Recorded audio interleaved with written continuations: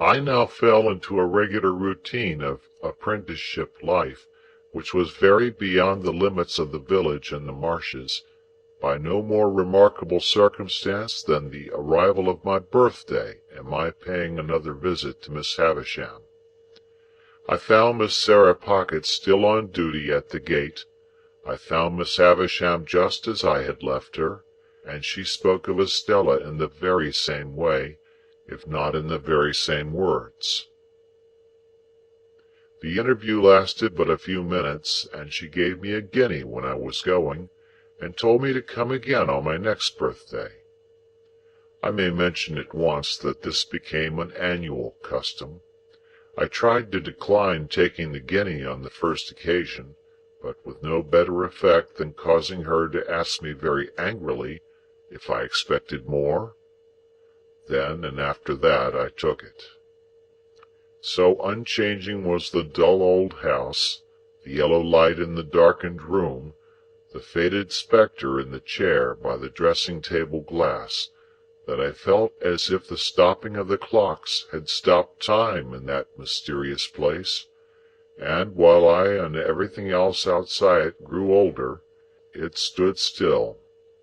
Daylight never entered the house as to my thoughts and remembrances of it, any more than as to the actual fact. It bewildered me, and under its influence I continued at heart to hate my trade and to be ashamed of home. Imperceptibly I became conscious of a change in Biddy, however. Her shoes came up at the heel, her hair grew bright and neat, her hands were always clean. She was not beautiful, she was common, and could not be like Estella, but she was pleasant and wholesome and sweet-tempered. She had not been with us more than a year. I remember her being newly out of mourning at the time it struck me, when I observed to myself one evening that she had curiously thoughtful and attentive eyes, eyes that were very pretty and very good. It came of my lifting up my own eyes from a task I was poring at, writing some passages from a book, to improve myself in two ways at once by a sort of stratagem, and seeing Biddy observant of what I was about. I laid down my pen, and Biddy stopped in her needlework without laying it down. "Biddy," said I, "how do you manage it? Either I am very stupid, or you are very clever." "What is it that I manage? I don't know," returned Biddy, smiling. She managed our whole domestic life, and wonderfully too, but I did not mean that, though that made what I did mean more surprising. "How do you manage, Biddy," said I, "to learn everything that I learn, and always to keep up with me?" I was beginning to be rather vain of my knowledge, for I spent my birthday guineas on it, and set aside the greater part of my pocket money for similar investment, though I have no doubt now that the little I knew was extremely dear at the price. "I might as well ask you," said Biddy, "how do you manage?" "No, because when I came in from the forge of a night, anyone can see me turning to at it, but you never turn to at it, Biddy."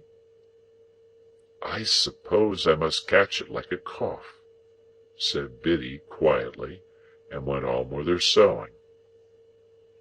Pursuing my idea as I leaned back in my wooden chair, and looked at Biddy sewing away with her head on one side, I began to think her rather an extraordinary girl, for I called to mind now that she was equally accomplished in the terms of our trade and the names of our different sorts of work, and our various tools.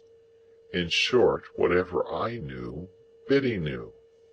Theoretically, she was already as good a blacksmith as I, or better.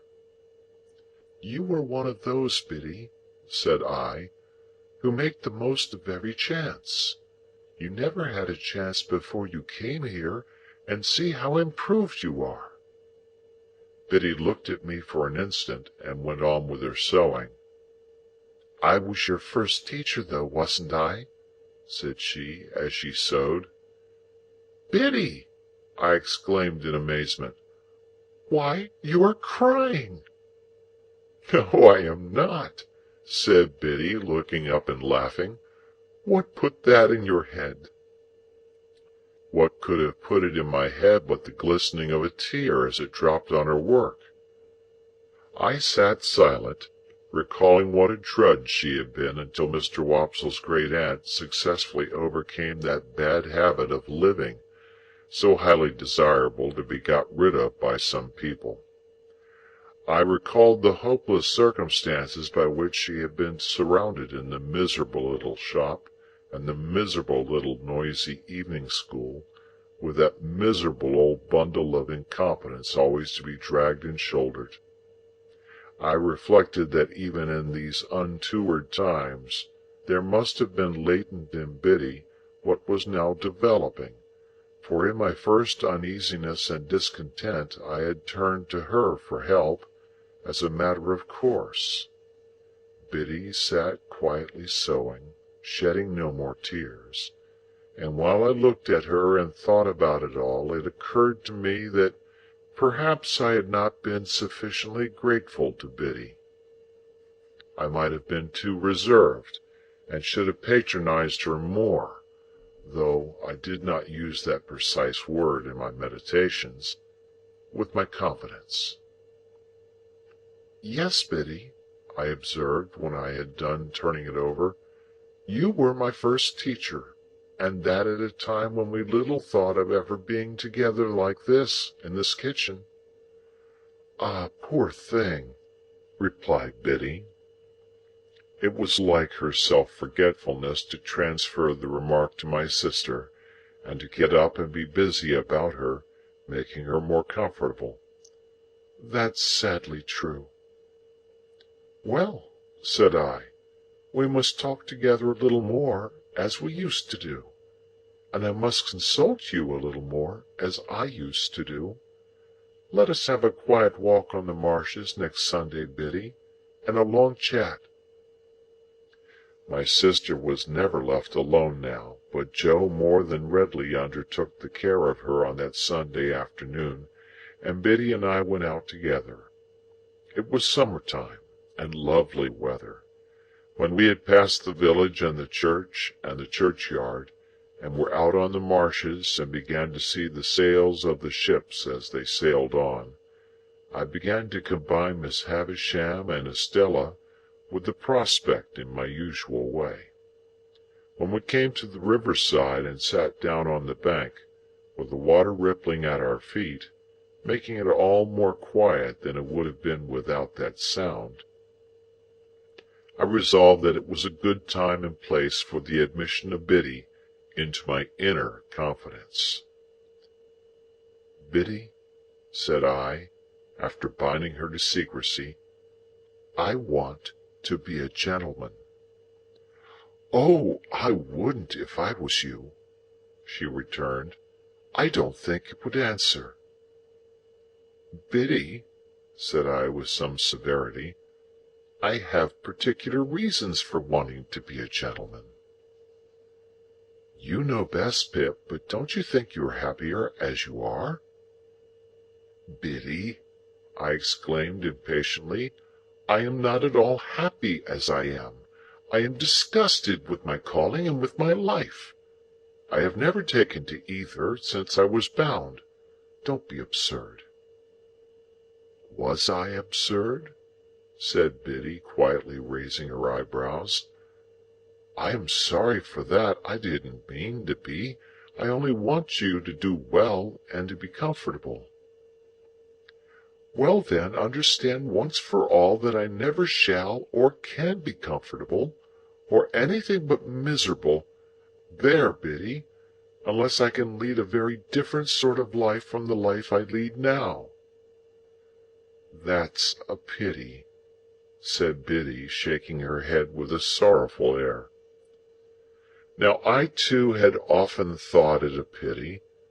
In the regular kind of quarrel with myself which I was always carrying on, I was half inclined to shed tears of vexation and distress when Biddy gave utterance to her sentiment and my own. I told her she was right, and I knew it was much to be regretted, but still it was not to be helped. If I could have settled down, I said to Biddy, plucking up the short grass within reach, much as I had once upon a time pulled my feelings out of my hair and kicked them into the brewery wall, if I could have settled down and been but half as fond of the forge as I was when I was little, I know it would have been much better for me. You and I and Joe would have wanted nothing then, and Joe and I would perhaps have gone partners when I was out of my time, and I might even have grown up to keep company with you, and we might have sat on this very bank on a fine Sunday, quite different people. I should have been good enough for you, shouldn't I, Biddy?" Biddy sighed as she looked at the ship sailing on, and returned for answer, "Yes, I am not over particular." It scarcely sounded flattering, but I knew she meant well.